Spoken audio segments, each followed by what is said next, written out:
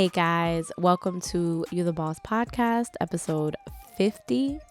I'm your host, Pam, and today we're going to be talking about overcoming procrastination, how to get out of your own way. So, I did a little bit of research for this episode, and I want you to know from the gate that I am one of those people who can procrastinate.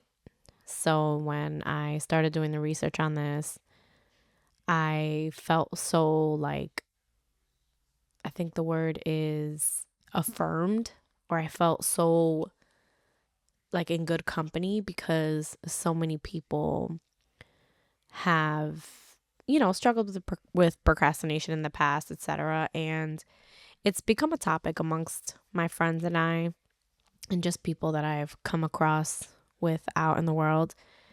And so I wanted to do a topic on this and just to kind of, set it up and make it something that we understood better and also ways to avoid it. So there's a bit of psychology when it comes to procrastination, and it's rooted in emotional regulation issues.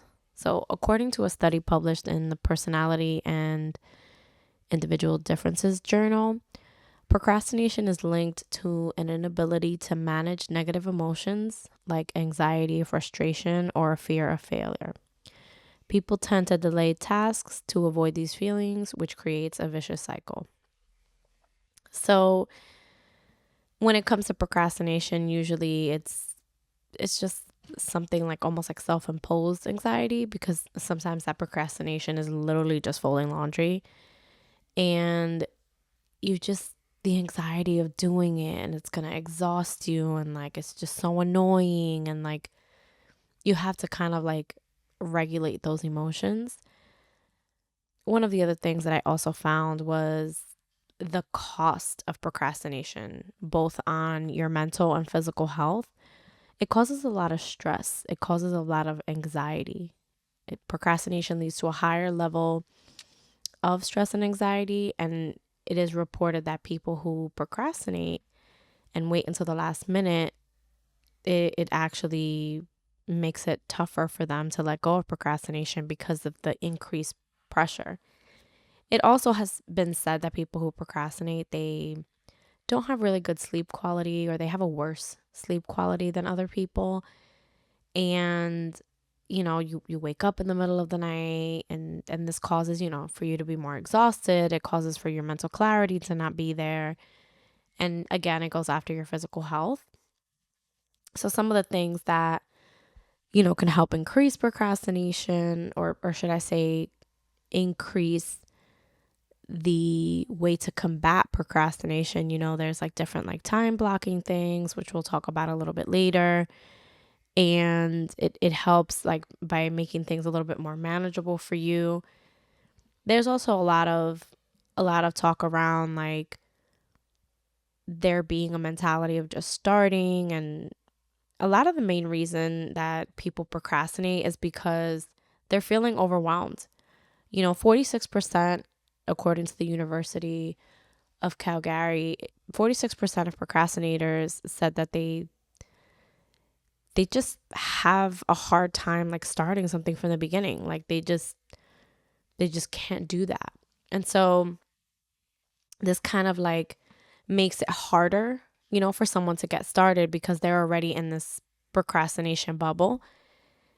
And it can also go against, it brings you guilt and self-criticism, right? You're already feeling guilty because you haven't started that. So that makes you feel even worse, right? Or maybe it makes you feel inadequate. It just adds this overwhelming feeling because you just can't get it started, because you almost start to avoid it. You're almost I've been avoiding that for so long. Sometimes you can even ask yourself, I'm not even sure why I'm avoiding that. It's really not that big of a deal. It really doesn't take that much energy. And one of the common ones that I've heard is, I just have to get started. As soon as I get started, it gets done so fast. And I start to wonder, why wasn't I already doing that? Why didn't I do it? And I think a lot of it again is we just create this cycle in our minds where like we don't address it. We just kind of continue to avoid it and dodge it almost. And then, you know, what happens when you dodge something, it continues to follow you. It continues to be present. And so now you're creating the self criticism and like, I just can never get a hold of that. And I just feel so overwhelmed. And you're just in this continuous cycle. And we kind of forget, you know, how important it is to follow deadlines. Right now we're living in a society where you don't want to be told what to do. You don't want to rush. You don't want to have to be there on time. You don't want to have to think about all the different things you have to do because you want to live a slow life, a soft life. And I don't think the two are related. I don't think that getting things done, whether they're just regular day-to-day tasks or things at work or for your business or for a brand that you're building, I don't think that it needs to be either soft and slow and calm and super anxious and almost like rushing. I don't think that it needs to be that way. And I think it's important to remove that mentality because that is what causes that anxiety and that stress around that procrastination is that we are creating this guilt of like, I have to do this, I have to do this, I have to do this. And then you find yourself again in that avoidance because almost like because you have to do it, because you have to be accountable, you're almost creating this vicious cycle of almost talking yourself out of it. And it's important to break these tasks, like big things into smaller things, make it more manageable so that when you look at the bigger picture, you start to go on a list as opposed to trying to do things all at once. Maybe, you know, you can break down a task instead of it being an hour long thing. You can break it up into 10 or 15 minutes a couple times throughout the day. I was recently having a conversation with a friend where she was saying, like, you know, I really want to declutter. I really want to get rid of different things, but I just don't have the time. I keep putting it off. I keep putting it off. We got into the conversation where I said to her, I was like, well, maybe you're using your entire day off to do it. And so that's making you avoid it and almost makes you resent it because I don't know if you're like us, but we're from a Latina background. So we grow up in the household where Saturdays is the day that you clean. That's the day that everyone's home. So you wake up early Saturday morning and you clean the whole house and you spend the entire day doing that. And then you spend your Saturday doing that.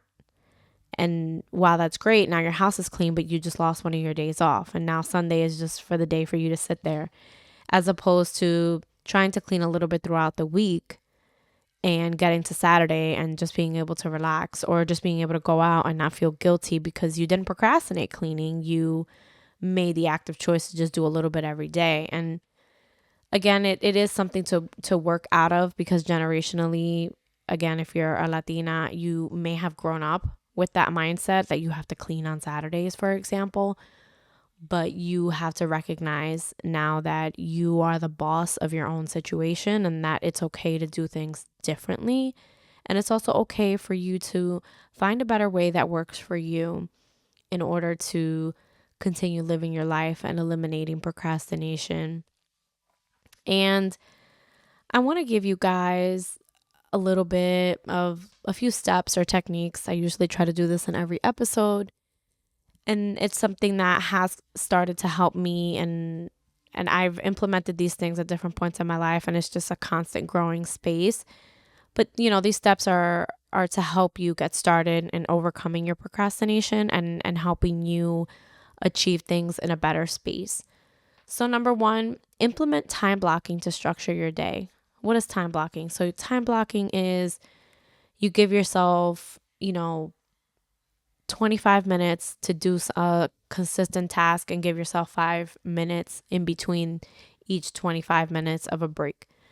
So you want to make sure that you prioritize things. You give the 25 minutes to the things you want to prioritize. You want to get this task done. You want to go through this string of emails. You want to write this article, whatever that bigger task is of 25 minutes. you want to do that, and then reward yourself for those 5 minutes. Maybe it's scrolling on the internet, whether that's Instagram or TikTok or Facebook. Maybe that 5 minutes is just stretching. Maybe that 5 minutes is, you know, sending a quick text to a friend to catch up or something like that. But make sure that you time block. It helps increase productivity by helping you stay focused, helping you stay on task. It helps you combat that task paralysis, and that really comes from not knowing where to start. Number 2, break those tasks into smaller, manageable steps. I've said this before on the podcast. How do you eat an elephant? One day at a time, or one bite at a time. These bigger tasks, they cause a bigger fear because you're afraid of starting. You're afraid of maybe even failing. Maybe there's something that you've been putting off. Maybe it's starting a podcast. Maybe it's launching a brand, or maybe it's applying to different jobs that are going to give you a better work-life balance. And you've been putting it off because you're just afraid or you're intimidated of what's to come of that. And so you want to break those tasks into smaller, manageable steps, right? So you want to maybe break things down into like 5 to 10 minutes. If you're looking to start applying to different jobs, maybe instead of opening 20 windows, you just brush up your resume a little bit, maybe change a couple of words. And maybe, you do that today for 5 to 10 minutes. And then tomorrow you'll look up a couple of jobs, ideally of what it is that you're looking for. Maybe that's like on LinkedIn, and you'll see what the different people that already work there, what their qualities look like on their LinkedIn. Maybe reach out to them between that 5 to 10 minute window and say, hey, I was thinking of applying at XYZ company. I noticed that you work there, or that you used to work there, and I just wanted to ask you for quick advice. The point is not to, overwhelm yourself with too many of these tasks. The point is to break it down in a certain way of guiding you in the direction to accomplish what it is that you want to accomplish. So again, if it is, let's say, for example, you want to apply to different jobs that are going to maybe pay you better or just have a better work-life balance, you want to get out of retail, you want to take, I'm going to make the step of today, I'm going to take 5 to 10 minutes to brush up on my resume. And then tomorrow I'm going to take 5 to 10 minutes and just reach out to a few people on LinkedIn, or look on LinkedIn at these different companies before I go apply to them. And then the next thing you know, you're applying to jobs regularly. And the point of doing these things and making them smaller is that you're able to check things off of your list, and this creates momentum for you. So it helps you combat that procrastination. Number 3, use the 2-minute rule to build momentum. Now, I have to say, this one specifically has been very personal to me because I've looked at different things and I'm like, well, if it only takes me 2 minutes to do it, then I'm just going to get up and do it.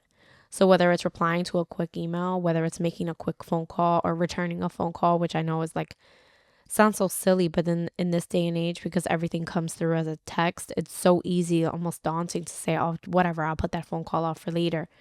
So the 2-minute rule is something that you've been putting off. Maybe it's putting something in a specific spot in your house, in your apartment, and you keep putting it off because you're like, oh, I don't want to do that right now. I don't want to. So instead it's sitting at your table or your counter for a month because you don't want to just pick it up and walk it back to wherever it needs to go. When you start to build that momentum of like the 2-minute rule, it helps you, again, tackle those bigger tasks. It helps you feel accomplished when you start to check things off your task, where, you know what, it only takes me 2 minutes to do that. Let me just do that real quick so that it's done. Number 4, create a distraction-free environment. So that means, if you don't already have a designated workspace in your living space, that means making one. It means not putting your phone to charge right next to the computer when you know that you have a ton of work to do. It means putting your phone on that focus mode. We all have smartphones. You're listening to this more than likely on a smartphone. Putting on that favorite podcast of yours, You the Boss podcast, and saying, you know what, between this time and that time, this episode's going to be 15 minutes long. I'm going to put my do not disturb on and listening to my podcast, and I'm going to get this task done. I'm going to do the dishes really quick. I'm going to do a quick meditation in this time. You want to clean off your desk. You want to make sure your desk is completely clean. Maybe your desk has become your dining room table, and maybe you're like, well, my desk is clean. Well, what about the surrounding areas around your desk? Is it clutter free? Is it organized? It has been proven. I think it's a university. I forgot the name of it, but it tells you that when you have a clean, organized space to do your work, it promotes a sense of calm and a sense of focus. So you want to create that distraction-free environment. Number 5, adopt a growth mindset. Embrace imperfection. Not every day is going to be a perfect day. We've talked about this a couple episodes ago, progress over perfection. When you have a fixed mindset, you are just focused on like the fear of failure and making mistakes, and that can actually feed your procrastination. When you embrace a growth mindset, it allows you to, you view challenges as opportunities. It helps you learn, it helps you improve, it makes it easier for you to begin to do your tasks. It helps you reframe how you view these challenges. Instead of focusing on the mistakes, focusing on the failure, you focus on how is this going to help me to learn and to grow. Acknowledge that mistakes are a part of the process and that they are essential for progress. There's a book on mindset by Carol Dweck, and she does research on mindset and how when you embrace challenges, you're less likely to procrastinate because you have less fear of failure. And I think that's just so telling about how procrastination and fear are linked. Number 6, set deadlines, even if they're self-imposed ones. And I started this episode talking about how in society we're just living in almost like you either are living a soft life or you're living a hustle culture, rushed life. And I think too much of either one is not good. But I think in this point, when it comes to procrastination, I think setting deadlines is so important. I think setting the deadline, especially a self-imposed one, is so critical because if you say to yourself, you know what, by 8 o'clock, I'm going to have XYZ done. If you're a stay-at-home working parent, you're going to say, I stopped working at 5 o'clock. That's it. I'm done. I'm clocked out. I'm not going to drag this on. I'm not going to try to work extra overtime. I'm not going to try to do any of that. It helps prevent procrastination. If you put yourself out there, whether that's on social media or with friends, and you create that role of clear deadlines and you create almost a system of accountability, you're able to, yes, maybe feel a little bit of that pressure, but it also reduces the procrastination because you're accountable to someone else. If you tell someone, you know what, I'm going to have this done at XYZ time, and hang to it, hang true to your word, you're more likely to start to battle that procrastination that has kept you stuck for so long.